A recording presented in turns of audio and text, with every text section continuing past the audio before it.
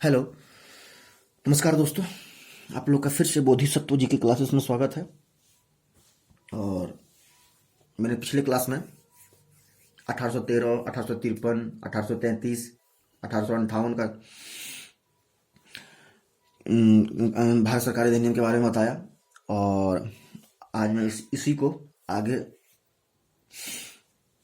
Next class की ओर बढ़ रहा हूँ, जो कि आज का टॉपिक है 1861 का भारत परिषद अधिनियम, 1892 का भारत परिषद अधिनियम, 1909 का भारत परिषद अधिनियम, फिर 1919 का, फिर 1935 का। तो इसी के तहत ये वीडियो मैं पॉलिटी को कंटिन्यू रखूंगा और इसको आप लोग अच्छी तरह से समझेंगे।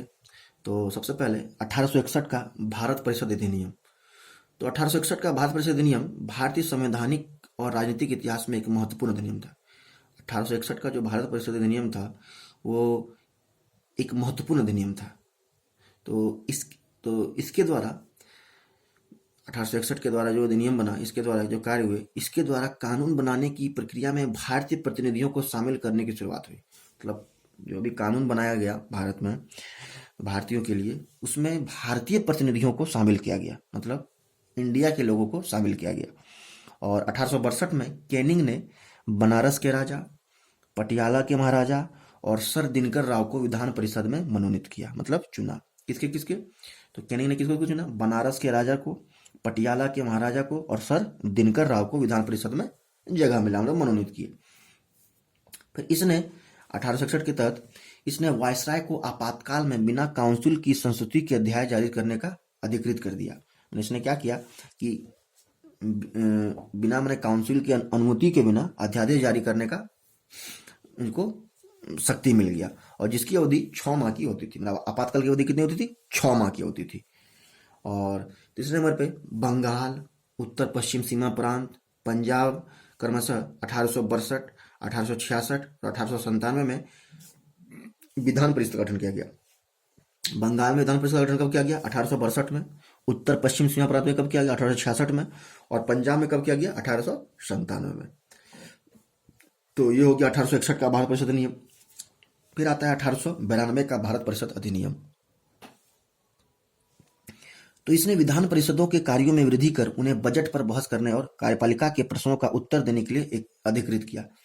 तो मतलब 1892 का भारत परिषद अधिनियम के तहत इसने क्या किया कि बजट पे पहली बार बहस करने का इसमें अधिकार मिला, बजट पे बहस करने का अधिकार मिला। और कार्यपालिका के प्रश्नों का, कार्यपालिका के जो भी प्रश्न था उसके उत्तर देने का अधिकृत किया गया। फिर दूसरे नंबर पे इसके माध्यम से केंद्र और प्रांतीय विधान परिषदों में अतिरिक्त गैर सरकारी सदस्यों की संख्या बढ़ाई गई। मतलब इसमें केंद्र प्रांत जो भी थे और प्रांतीय प्रांत जो भी थे, मतलब केंद्र और प्रांत विधान परिषद जो भी थे, इसमें गैर सरकारी सदस्यों की संख्या बढ़ाई गई। और इसमें तीसरे नंबर पे इसमें केंद्र विधान परिषद और बंगाल चैम्बर ऑफ कॉमर्स में गैर सरकारी सदस्यों के नामांकन के लिए वायसराय की शक्तियों का प्रावधान था। मतलब इसमें जो भी केंद्र विधान परिषद और बंगाल और चैम्बर कॉमर्स में गैर सरकारी सदस्यों का नामांकन होगा, जो मनोनीत होगा, वो वायसराय ही करेगा।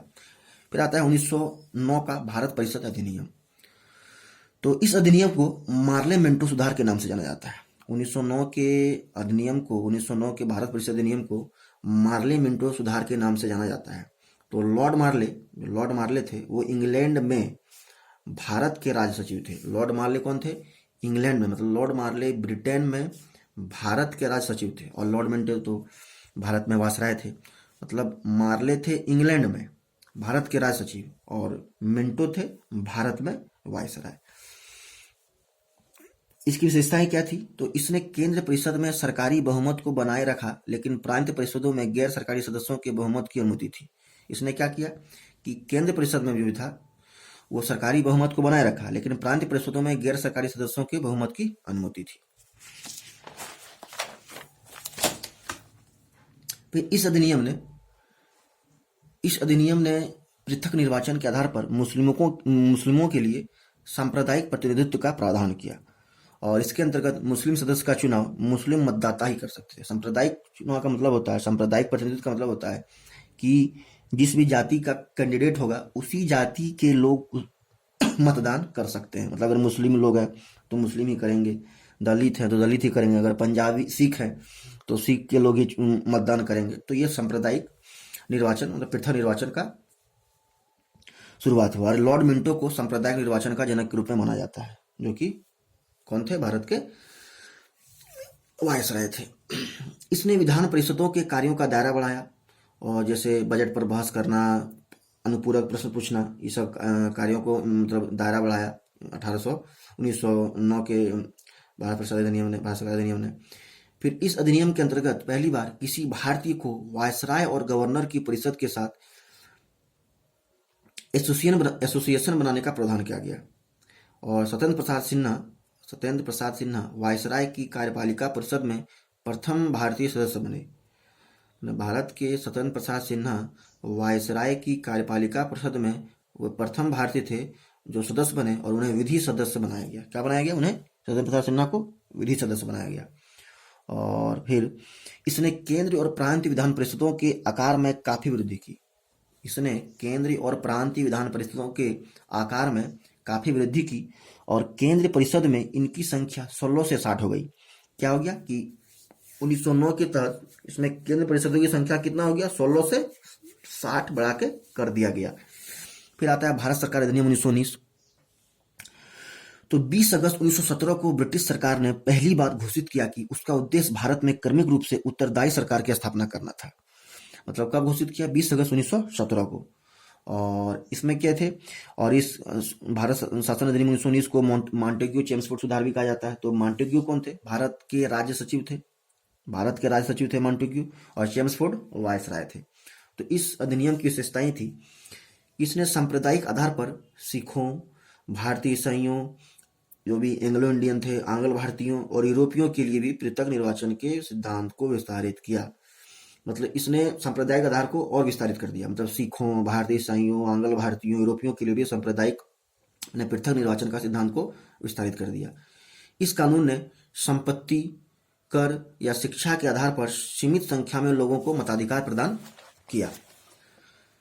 इसके अनुसार वायसराय की कार्यकारी परिषद के 6 सदस्यों में से कमांडर इन चीफ को छोड़कर 3 सदस्यों का भारतीय होना आवश्यक था। मैंने इसके अनुसार क्या किया कि वायसराय के कार्यकारी परिषद में 6 सदस्यों में कमांडर इन चीफ को छोड़कर, कमांडर इन चीफ तो ब्रिटिश ही बनेंगे, उसको छोड़कर 3 सदस्यों का भारतीय होना इसमें आवश्यक कर दिया गया। फिर इस अधिनियम में पहली बार देश में द्विसदनीय व्यवस्था और प्रत्यक्ष निर्वाचन की व्यवस्था प्रारंभ की, और इस प्रकार भारतीय विधान परिषद के स्थान पर द्विसदनीय व्यवस्था यानी राज्यसभा और लोकसभा का गठन किया गया। 1919 के तहत ही भारत में राज्यसभा और लोकसभा का गठन किया गया। और किसके स्थान पर? तो भारतीय विधान परिषद के स्थान पर। फिर 5वें नंबर पर आता है कि केंद्रीय और प्रांतीय विषयों की सूची की पहचान कर एवं उन्हें पृथक कर राज्यों पर केंद्रीय नियंत्रण कम किया गया। इसमें क्या किया कि केंद्र और प्रांतीय विषयों की सूची की पहचान कर और उन्हें पृथक कर राज्यों पर केंद्रीय नियंत्रण कम कर दिया गया। फिर इस कानून ने लंदन में भारत के उच्चायुक्त के कार्यालय का सृजन किया। फिर एक लोक सेवा आयोग का गठन, फिर इसमें एक लोक सेवा आयोग का गठन किया गया। और अंततः 1926 में सिविल सेवकों की भर्ती के लिए केंद्रीय लोक सेवा आयोग का गठन किया गया। और इसने पहली बार केंद्रीय बजट को राज्य के बजट से अलग कर दिया और राज्य विधानसभाओं को अपना बजट स्वयं बनाने के लिए अधिकृत कर दिया। इंपॉर्टेंट पॉइंट है कि इसने पहली बार केंद्रीय बजट को राज्य बजट से अलग कर दिया और राज्य विधानसभाओं को अपनी बजट स्वयं बनाने के लिए इसमें अधिकृत कर दिया गया 1919 के तहत। फिर आता है साइमन कमीशन। तो ब्रिटिश सरकार ने नवंबर 1927 में जॉन साइमन के नेतृत्व में 7 सदस्यीय वैधानिक आयोग का गठन किया गया। तो साइमन कमीशन में कितने सदस्य थे? 7 सदस्य। और आयोग के सभी सदस्य जो थे वो ब्रिटिश ही थे, और इसलिए सभी सदस्यों ने बहिष्कार किया। और आयोग ने 1930 में अपनी रिपोर्ट पेश की तथा द्वैत शासन प्रणाली, राज्यों में सरकारों का विस्तार, ब्रिटिश भारत के संघ की स्थापना एवं सांप्रदायिक निर्वाचन व्यवस्था को जारी रखने की इसमें भी सिफारिश किया गया साइमन आयोग में। तो इस वीडियो के माध्यम से आप लोग जाने 1861 का अधिनियम, 1909 का भारत का पार्लियामेंट सुधार, मॉन्टेग्यू चेम्सफोर्ड सुधार। तो इस वीडियो को आप लोग दोस्तों 100 बार जरूर सुने और समझने की कोशिश करें। तो और फिर नेक्स्ट वीडियो में जल्द लेके आऊँगा और इसी तरह पॉलिटी कंटिन्यू रहेगी। तो धन्यवाद दोस्तों। जय हिंद, जय भारत।